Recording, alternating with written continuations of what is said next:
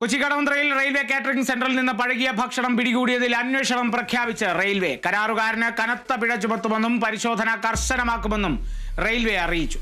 വന്ദേ ഭാരത് അടക്കം ട്രെയിനുകളിൽ വിതരണം ചെയ്യാനുള്ള ഭക്ഷണമാണ് കൊച്ചി കോർപ്പറേഷൻ ആരോഗ്യ വിഭാഗം പിടികൂടിയത്. വിനയരാജ് ചേരുന്നു. വിനയ, എങ്ങനെയാണ് ലഭിക്കുന്ന വിവരങ്ങൾ?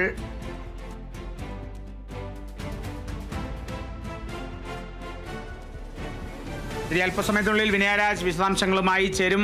മുറയ്ക്ക് ഈ വാർത്തയിലേക്ക് നമുക്ക് തിരിച്ചെത്താം. കൊച്ചി കടവന്ത്രയിൽ റെയിൽവേ കാറ്ററിംഗ് സെന്ററിൽ നിന്ന് പഴകിയ ഭക്ഷണം പിടികൂടിയതിൽ റെയിൽവേ അന്വേഷണം പ്രഖ്യാപിച്ചിരിക്കുകയാണ്. ഗുരുതരമായ ഒരു വിഷയം തന്നെയാണ്. എത്തരത്തിൽ അന്വേഷണം മുന്നോട്ട് നീക്കണമെന്നുള്ളതിനെക്കുറിച്ചുള്ള വിവരങ്ങളൊക്കെ നമുക്ക് വരും മണിക്കൂറിൽ ലഭിക്കുമെന്നുള്ളതാണ് ഇപ്പോൾ കിട്ടുന്ന ചില സൂചനകൾ.